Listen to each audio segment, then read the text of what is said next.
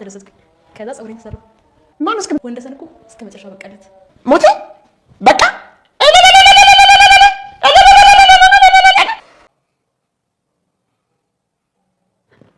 ልጄ ወድዬ ልጄ ዶክተር ለምንድን ነው የማይመልስልኝ? መናገር አይችልም እንዴ?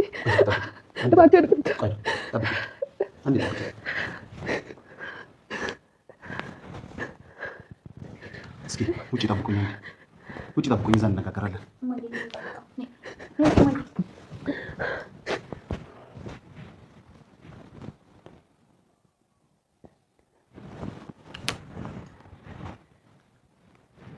ሰላም አለም ነሽ አይደል? የወንደሰን ሰራተኛ? አዎ።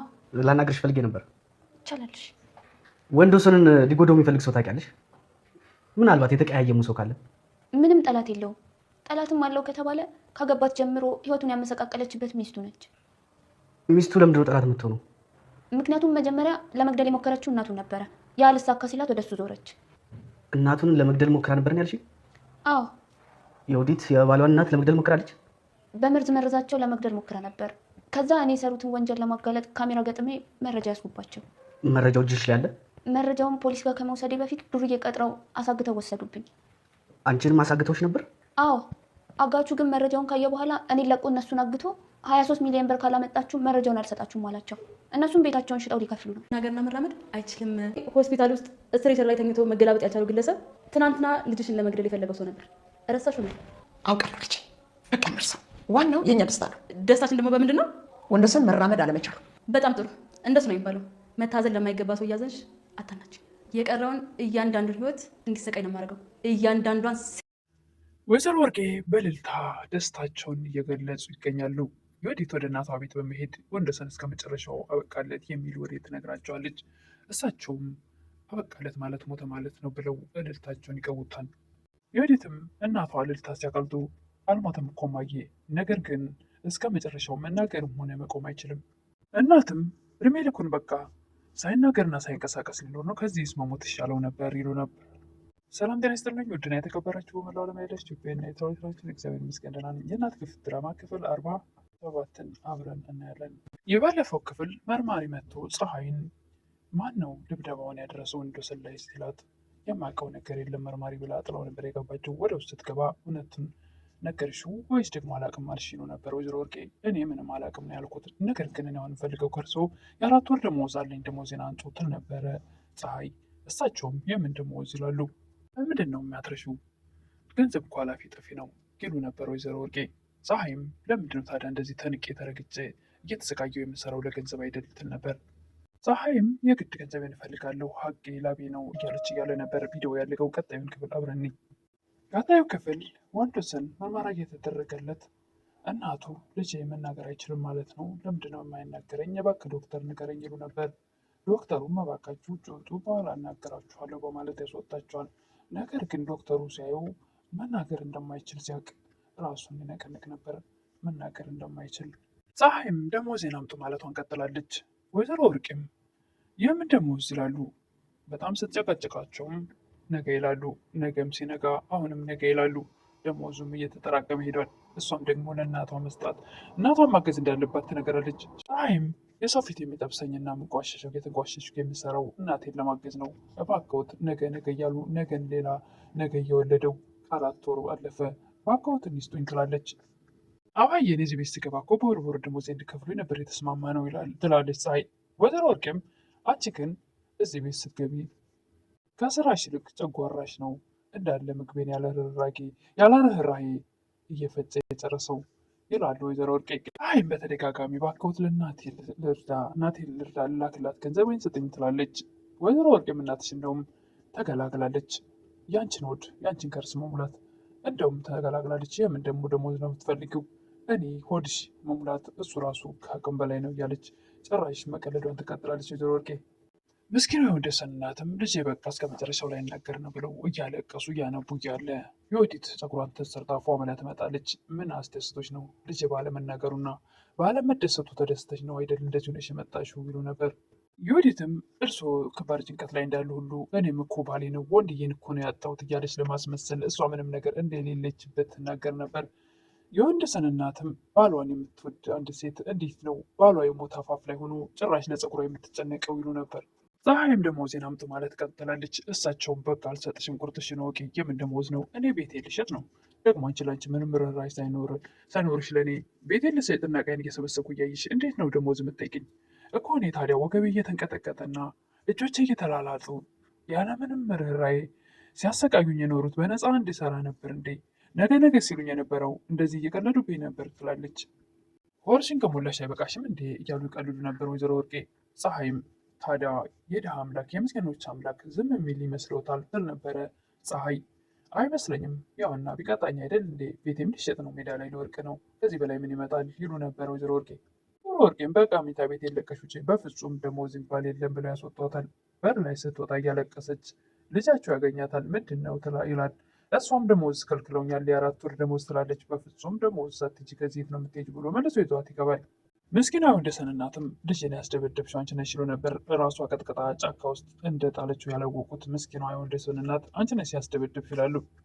መስተዋይ ወዲትም አንቺ ስለምታወሪው ነገር ሳይሆን ስለ ባሌ ሰላም ነው አሁን የሚያሳስበኝ ትል ነበር። ከዛሬ በኋላ ልጅ አጠገብ እንዳትደርሺ ይሉ ነበር ምስኪኗ የወንደሰን እናት። የወይዘሮ ወርቄ ልጅም በሩን በርግዶ በመግባት እማዬ ሲላቸው አስደነገጥከኝ ይሉ ነበር።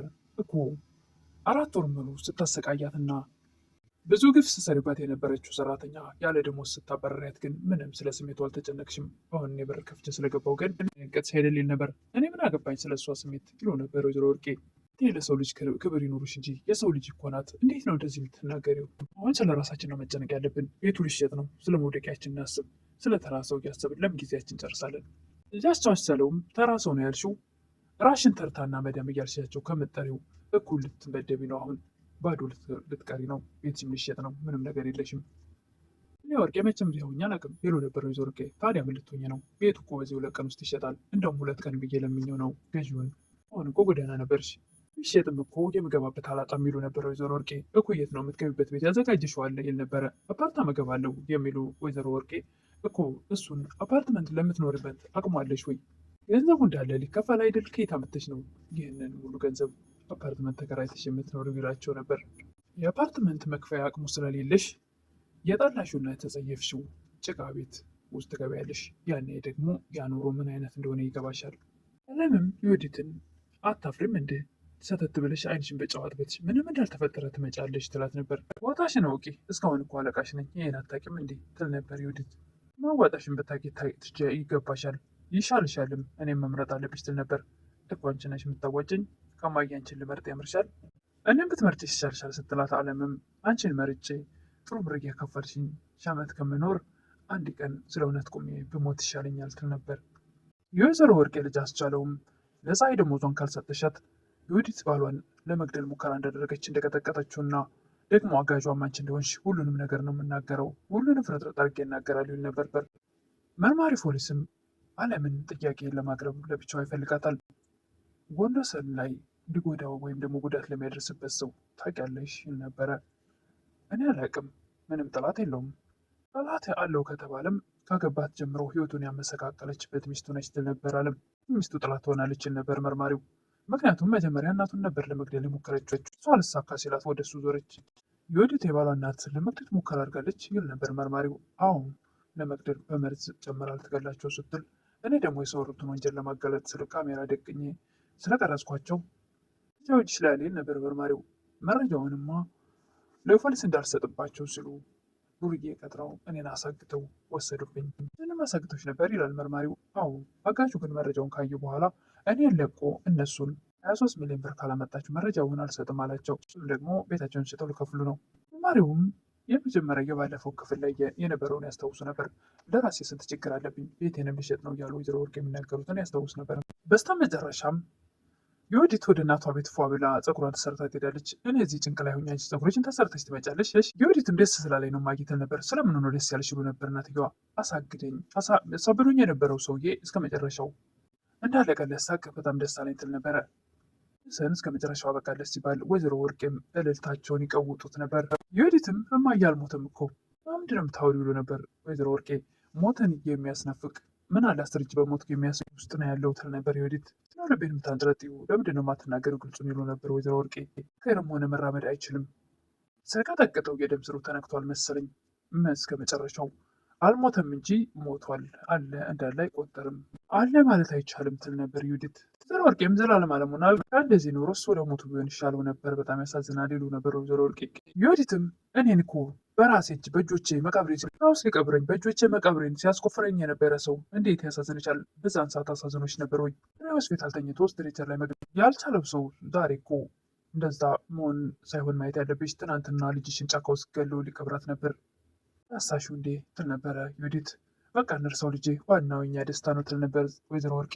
ምንድን ነው ወንዶ ስለ አለመራመዱ መራመድ አለመቻሉ እያሉ እናትና ልጅ እያወሩ እያለ የዛሬው ቪዲዮ ይህን ይመስል ነበር። ቀሪውን ዘመኑን እያንዳንዱን በዛው በዊልቸር ላይ ሆኖ ስቃይ ነው የማደርግበት እያለች እንግዲህ ቪዲዮ ይህን ይመስል ነበር የዛሬው። እስኪ ነው እንዴት እናት መጀመሪያም በራሳቸው ሲሰቃዩ አሁን ደግሞ ልጃቸው ዊልቸር ላይ ወይም አልጋ ላይ ሆኖ ሲያዩት ምን ይሰማቸዋል? እጅግ በጣም ከባድ ነው።